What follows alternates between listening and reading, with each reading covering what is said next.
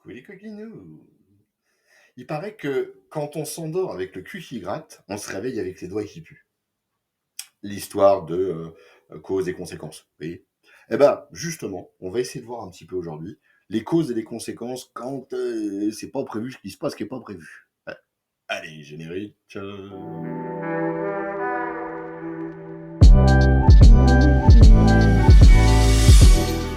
Aujourd'hui, c'est Tom Taylor.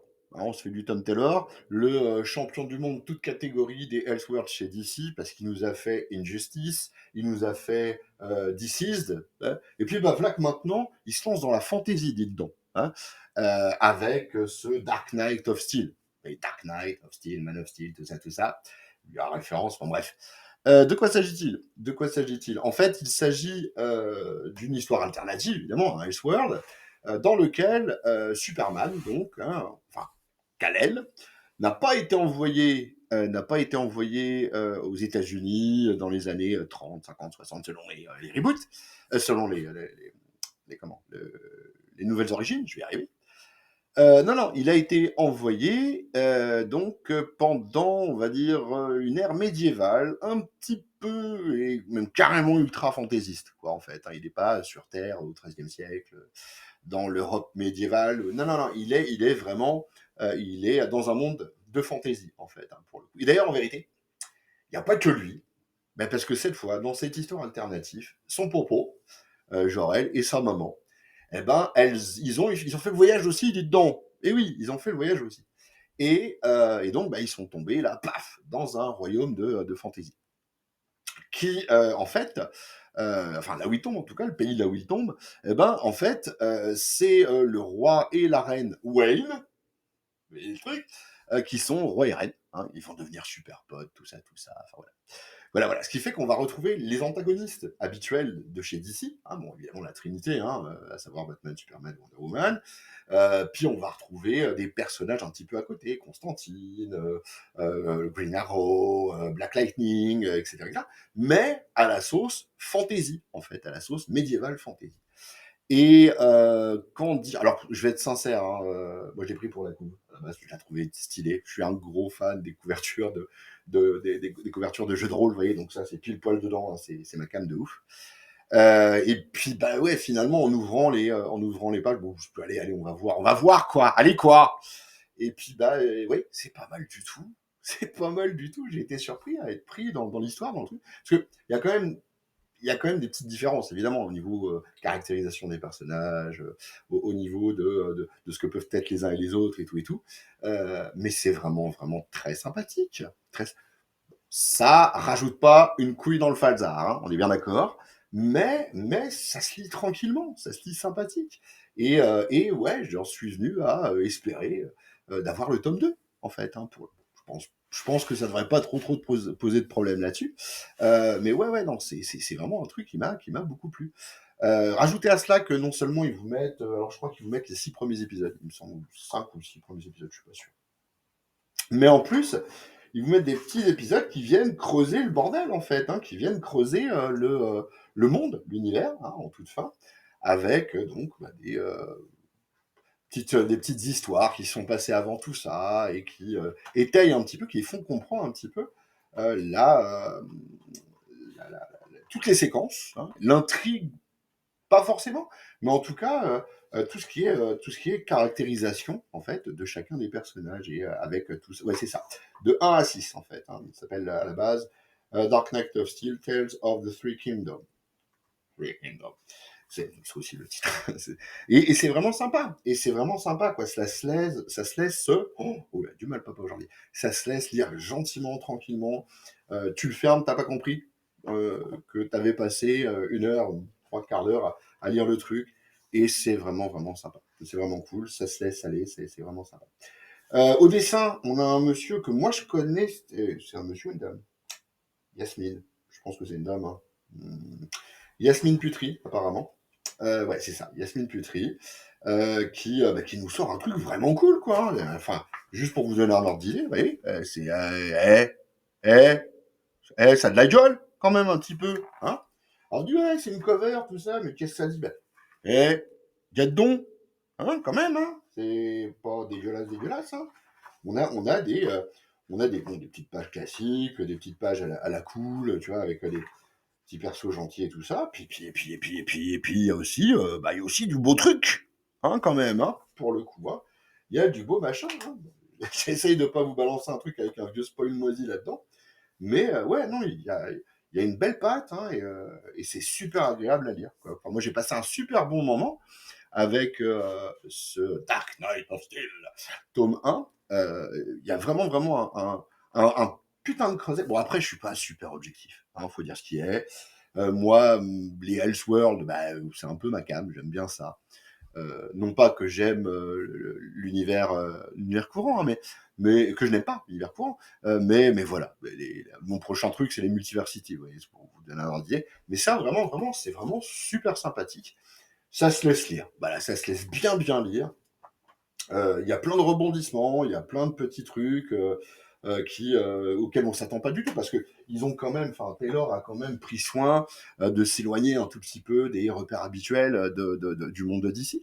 Euh, et ça fait que bah, tu sais pas, il y a des personnages, tu te dis bah merde, attends, finalement il est comme ça ou il est comme ça. C'est ça que je cherche moi dans un comic, c'est d'avoir, au-delà de la surprise, hein, et puis évidemment du divertissement, c'est de me poser des questions, à me dire mais merde, attends, qu'est-ce qu'il est en train de nous dire, qu'est-ce qu'il est en train de nous faire exactement là dans son aventure. Et non, ouais, c'est vraiment plutôt sympa. Ça vaut 20 et quelques balles quand même, hein, pour chier à augmenter leur prix. Bon, ils ont certainement de bonnes raisons, hein, vous me direz, hein, mais bon, ça pique un peu, ça les vaut, ça les vaut. On va dire que ça les vaut. Donc très sincèrement, ouais, moi je recommande cette lecture. Elle est vraiment cool à lire, c'est joli à regarder, voilà, c'est vraiment vraiment très très sympa pour le coup. De la fantasy avec des super héros dedans, avec en plus l'aspect, vous vous rappelez que Superman est légèrement allergique à la magie, donc ouais, et voilà, hein, donc c'est vraiment vraiment cool. Vous allez vous régaler. Ah, je déteste cette expression. Vous allez vous régaler, c'est pas une tartiflette non plus. Bon, bref, vous allez peut-être aimer. D'ailleurs, je sais même pas, je dis ça, je connais pas beaucoup, mais moi j'ai bien aimé. Moi j'ai bien, bien, bien aimé. Voilà pour ce premier opus que je me suis farci rapidos quecos. Euh, et vraiment, ouais, à 102 tomes, on dirait, dis donc. Alors, il y a un deuxième tome à apparaître. Bon, bon, je sais pas ce que ça a donné en VO, j'avouerai que j'ai pas suivi, je suis pas tombé dessus. Bon. Deuxième titre que j'aimerais vous présenter, qui est dans un univers que j'aime particulièrement depuis que je suis, on va dire, adolescent, hein, pour le coup, et pour lequel je suis un peu, je veux pas dire critique, mais enfin, j'ai pas la critique dure non plus, hein, c'est pas mon naturel, ça.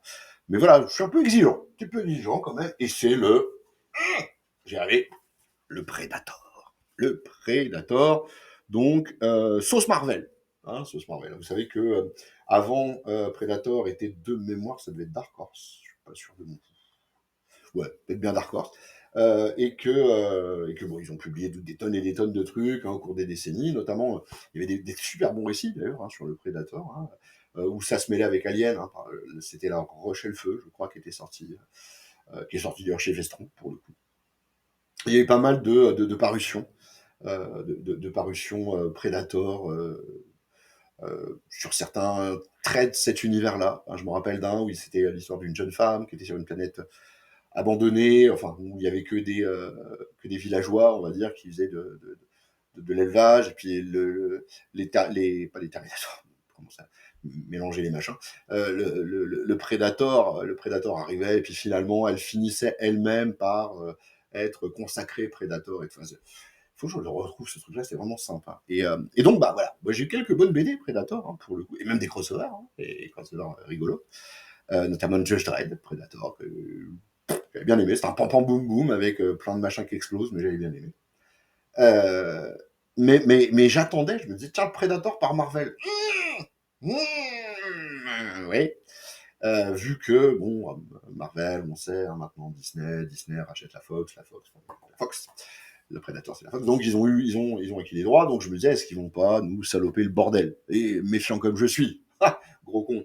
Et ben en fait, eh ben, alors après c'est Ed Brisson, hein, c'est pas Joel Clodo, tu vois, c'est Ed Brisson, Kev Walker au dessin. Eh ben, j'ai été agréablement surpris, mon cono. Bah ouais. Parce que, bon alors, l'histoire, elle casse pas trois pattes à un canard, hein, c'est le chasseur chassé, en gros. On est sur une mission hein, qui tourne mal. Hein, il y a des gens qui se font massacrer. C'est le Predator, fallait un peu s'y attendre en même temps. Hein. Bon. Il y a des gens qui se font massacrer et il y a une survivante, donc une petite fille à l'époque, qui va perdre maman, papa, qui va perdre tout le monde et qui va se retrouver, donc qui va se sauver dans le vaisseau qui avait amené tout ce beau monde sur la planète où il y a le Predator. Et donc, il va se barrer et qui va, quelques années plus tard, on va la retrouver. Donc, elle est aidée par l'intelligence artificielle du bazar, du vaisseau. Et donc, on va la retrouver, cette brave dame, cette brave fille, à chasser du Predator, voyez-vous hein donc, et là où elle en a déjà buté quelques-uns, en vérité, hein, genre pas loin de la vingtaine. Alors, quand on voit comment ils en ont chié un commando en Amazonie, enfin en Amérique du Sud, pardon, avec Schwarzy, quand même, quand ils en ont tout chié comme des dingues. Après, dans le deuxième, de mémoire, c'est Danny Glover, en plein Los Angeles, qui galère comme un rat à buter un Terminator, putain, faut que j'arrête, un Predator, et ben elle, tranquille Mimi, elle t'en fait des brochettes. Voilà, elle les aligne, paf, paf, paf, paf, paf, et elle te les bousille. Bon, elle en chie un petit peu, hein. Mais voilà, tu vois, là, bon, le potentat de base, je dois avouer que ça m'a fait un petit chouïa tiqué, quoi, quand tu vois la bestiole, quand tu vois le machin, et que la petite meuf, bon allez, on va dire d'accord, on va dire d'accord, on va dire d'accord. Et puis on a raison de dire d'accord parce que le reste est franchement sympathique quoi pour le coup. Hein. On a donc bah, une suite logique à tout ça. C'est-à-dire que bah, puisqu'elle est chassée, les chasseurs comprennent qu'ils perdent des gars et que dis donc, qu'est-ce que c'est qu'elle peut bien faire ça et puis elle redevient chassée c'est vachement bien foutu, c'est vachement bien pensé, c'est vachement bien fait. Ça tient en haleine. Parce que ce qu'on attend d'un film, pas du tout, d'un comics comme le Predator, ou même d'un film à la limite, c'est bel et bien le suspense, hein, que ça te tienne en haleine, que tu saches pas réellement qui va y passer, qui va y... Bon, tu t'en doutes un petit peu, hein, mais qui va y passer, dans quelles circonstances. Bon. Après, il y a toujours le côté du héros, moi je sais, vous savez pas, et on va se faire tous niquer. Hein, c'est le classique, hein, que tu trouves ça dans Predator, dans Alien, même dans Terminator, que je chie depuis 3-4 fois, là. Mais bon, voilà, même s'il y a des poncifs, ça reste cool, ça reste cool. Il y a, en fait, voilà, il y a là-dedans ce qu'on attend qu'il y ait là-dedans. Vous voyez ce que je veux dire? Et pourtant, je vous le dis, hein, je partais pas gagnant-gagnant. Tu vois, j'étais pas win-win hein, sur ce coup-là. Je me disais, ouais, bon, je dois vous avouer que les aliens qui ont été pondus depuis que c'est chez Marvel, en fait, moyennos. Moyennos. Faut dire que, bon, très honnêtement, l'Alien, il y avait vraiment une sacrée pelletée que j'avais vraiment apprécié étant plus jeune, que j'apprécie toujours d'ailleurs pour le coup. Hein. Le Gibbons et tout, c'était super bon. Donc, ce qu'ils nous ont filé chez Marvel en Alien, ça détend. Hein, voilà, mais ça tend pas le slip, hein, pour le coup. Hein, là, t'oublies tout de suite la maison normande et les poutres apparentes. Hein, là, non, là, ça ressemble à une yourte hein, au niveau de la couille. Hein, donc, bon. Eh ben ça, eh ben, voilà, sans aller jusqu'à te coller hein, des érections pestilentielles, eh ben c'est bien, eh ben c'est bien. L'histoire est vraiment bien. Elle se tient d'un bout à l'autre. Il y a, ouais, il y a une bonne image, il y a une belle image, il y a un bon truc. Ce trip de revanche, il tient debout. Tout l'univers en plus, hein, ils enrichissent un petit peu l'univers et c'est vraiment sympa pour le coup. Hein. Au niveau dessin, bah, c'est coolos. Dis donc, regarde donc. Si c'est pas très très bien ça. Il n'y a pas de spoil. Hein, ça c'est d'entrée de jeu quasiment que vous la voyez. C'est vraiment vraiment vraiment bien quoi pour le coup. Il y a des trucs où même au niveau, tu vois, au niveau spatial, bon bah ça se tient quoi. C'est honnête. C'est honnête. C'est pas la grosse éclate de ouf, hein. C'est pas à s'en plisser dessus en se roulant par terre. Mais ouais, il y a de la petite image sympa, quoi. Bon, quand il y a de la neige, c'est blanc, évidemment. Quand c'est dans l'espace, c'est noir, tout ça. Bon, il y a une certaine logique, une logique graphique. Mais ça se vend bien, ça se fait bien. Oui, voilà, regardez, tu vois, tu n'as pas demandé non plus. Je suis en train de bousiller le micro au passage. Voilà, donc c'est coolos. Hein, franchement, c'est coolos. Ça vaut 20 balles. Encore une fois, ça vaut 20 balles pour 6 épisodes. Et là, il n'y a que 6 épisodes. Hein, c'est un petit peu moins. petit peu moins volumineux que ce qu'on avait enfin, sur le précédent. Bon, il y a les alternatives covers, hein, faites habituellement par Harvey, Mastrazo. Je crois même qu'on a du Greg Land, il me semble, à un endroit. Voilà. Alors, je vais pas vous dire que c'est un must-have. Hein, faut pas non plus pousser mémé dans les orties, surtout quand elle est en short. Oh putain, sans déconner, j'ai 50 piges, quoi. Tu t'as vu les expressions de merde que... Bref, je vais pas vous dire que c'est essentiel, machin, mes couilles. Non, mais pour qui aime cet univers de Predator, eh ben, c'est une petite pierre de plus à l'univers. Pas dégueu, pas désagréable. Et puis, voilà, je vais pas non plus... ouais, je vais pas non plus gâter ma joie.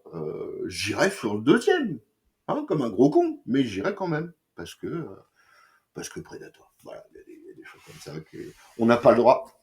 Dans ma mythologie personnelle, on n'a pas le droit de passer à côté, ou peu de s'en fout. Je suis une victime de la consommation sans race. Voilà, je vous dis moi. Voilou voilou. Qu'est-ce qui... Il m'en reste un. Ok, il aime bien, c'est là. Alors, est-ce que c'est vraiment du comics? euh, À celui qui me posera cette question, j'ai une réponse je crois, qui a été finalement, qui avait été fait par Kant, un de ses intervieweurs, il me semble. Kant ou... Ouais, ça veut être Kant. Ta gueule! On s'en fout! On s'en fout, on s'en fout. Euh, Pourquoi on s'en fout? Parce que les gens qui ont fait ça, bah déjà dedans, il y a un des papes du comique français, hein, Jean-Marc Lenné. Juste Jean-Marc Lenné, voilà. Alors pour ceux qui ignoraient qui est Jean-Marc Lenné, c'est un auteur, un essayiste, c'est un conférencier, plein de cordes à son arc, ce monsieur-là. Il a 14 arbalètes. C'est un grand spécialiste du comique français. On lui doit des essais sur Frank Miller, qui était, si vous cherchez un avis un peu modéré, un peu intéressant, un peu intelligent sur Frank Miller, trouvez le bouquin de Jean-Marc Lenné, c'est un puits de science. Il a fait un truc sur Stanley aussi, je crois qu'il appelle ça le Homer du XXe siècle, quelque chose comme ça. Il a fait des essais comme ça sur tout un tas enfin sur tout un tas, sur au moins ces deux-là, puis sur le comics au sens général du terme. Il a déjà fait des petites BD à droite à gauche, et il a scénarisé celle-là avec Laurent Zimny. Laurent Zimny, qui est, alors que certains d'entre vous connaissent peut-être sous le nom de Big Zim, fut un temps. Laurent, j'avais pris connaissance de son travail, voilà le mot que je cherchais, découvert son travail euh, lors du LCF, je sais plus quelle année c'était, hein, 2016, 2017, un truc comme ça, je suis pas sûr de mon coup. Et à cette occasion-là, le LCF lui avait accordé donc toute une galerie, enfin tout un local où il pouvait exposer, il faisait ses expos. Et il reprenait en fait à sa sauce, avec ce graphisme un petit peu particulier, un peu rond, un peu... il reprenait les héros classiques de la BD, hein, de Captain America, Flash Gordon, en passant par Micros, hein, de Jean-Yves Vuitton, voilà, Goldorak, il avait tout fait. Et j'étais tombé amoureux, littéralement, de son travail. J'ai vraiment apprécié beaucoup ce qu'il faisait. Je trouvais ça frais, un peu cartoony, un peu joli, et c'était vraiment chouette. Alors maintenant, de là à se dire, est-ce qu'on va en faire une BD? Je sais pas, hein, j'étais pas encore dans cet esprit-là. Mais là, alors c'est pas des héros qu'on connaît évidemment, c'est ses héros à lui. Mais alors putain, qu'est-ce que c'est bien.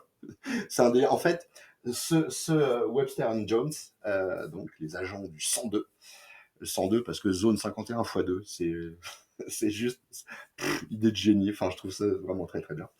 Donc on a plein d'inspirations qui viennent là-dedans. C'est vraiment vraiment cool. Alors moi j'avais eu c'était à la Comic Con, je sais plus laquelle non plus.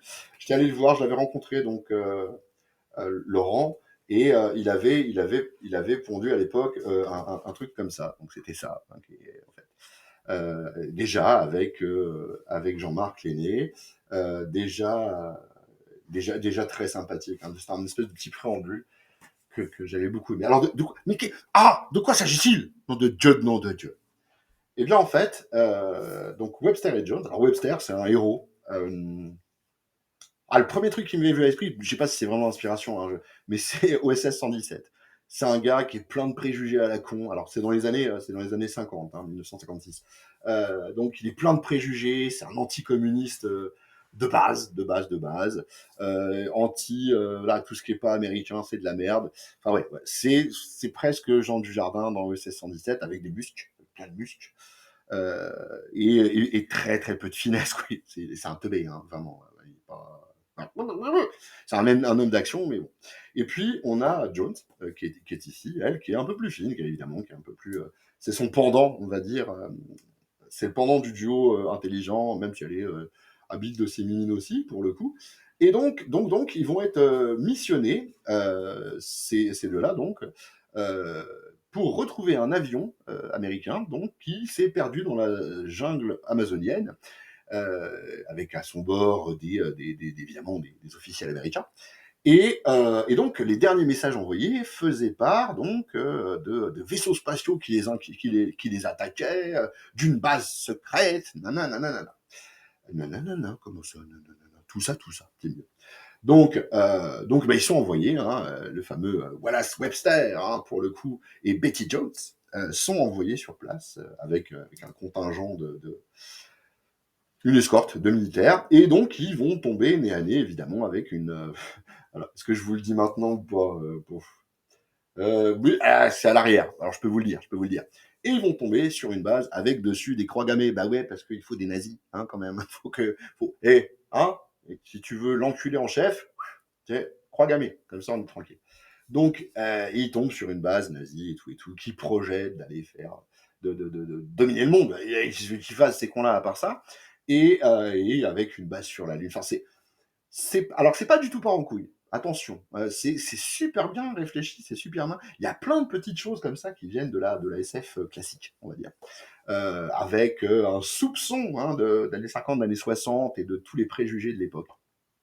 Et, euh, et c'est vraiment super drôle. Enfin, ouais, j'ai trouvé ça très très drôle. Il y a plein de petits.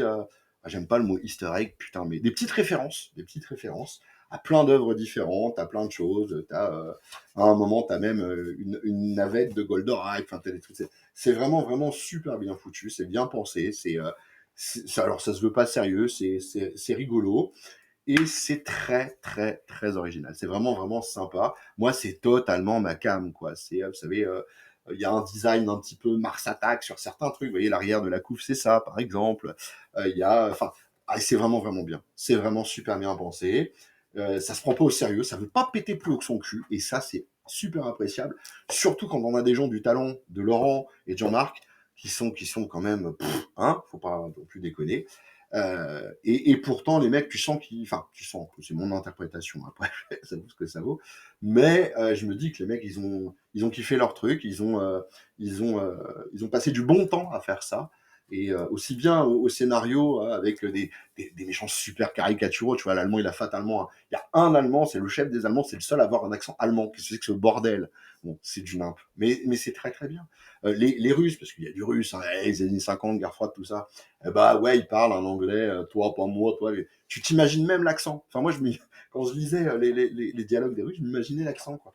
C'est vraiment cool. C'est vraiment sympa, avec des twists vraiment cool. Enfin, ouais, non, non, c'est du très, très bon. Je sais pas combien il est, sincèrement, mais je m'en fous. J'ai même pas regardé le prix. J'ai vu le nom des deux, là, je me suis allé, s'il y en a qu'un seul que je prends aujourd'hui, hein, tant pis. Hein. Les gamins, bah, ils mangeront pas de nouilles demain. Hein, on va faire de la soupe de semelle et ça ira bien. Je m'en fous. Hein, voilà. Et c'est vraiment cool. Alors, je me dois quand même de vous montrer un petit peu ce que ça vaut en matière de graphisme, parce que il est vrai que graphiquement, bah, c'est pas du comics au sens classique. Hein, et, hein, on est plutôt voilà, dans du dessin comme ça, qui est très cartoony. Et pourtant, non, alors attends, je dis très cartoony, très cartoony. Bon, il y a quand même de l'effort hein, à certains moments. Hein, faut pas, hein, faut peut-être pas déconner non plus. Hein.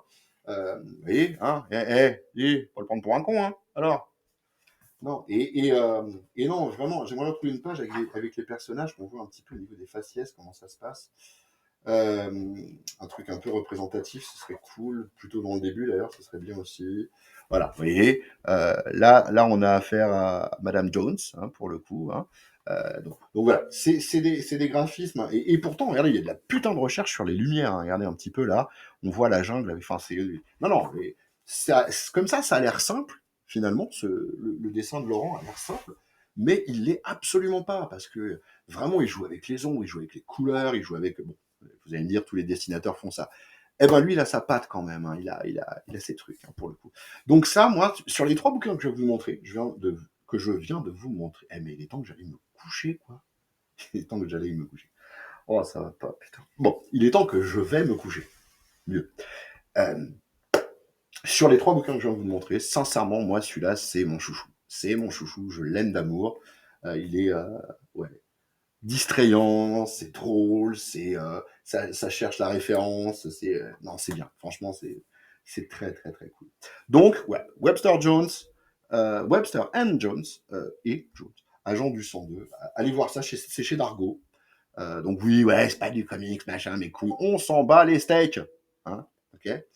Voilà. Parce que c'est des gens qui sont comics à la base et qui, comme moi, vous emmerdent si vous estimez que c'est pas du comics. Voilà, voilà. Allez, en toute amitié, hein, en toute amitié. Oui, oui, on peut avoir des rapports sodomites en toute amitié, ça ne change rien du tout. Et c'est comme ça. Que dire de plus? Bah, pas grand-chose, hein. Il ne me reste qu'à vous souhaiter un bon ce que vous voulez. Et puis je vous fais des bisous, allez, allez, allez, bisous, hein, allez, bisous.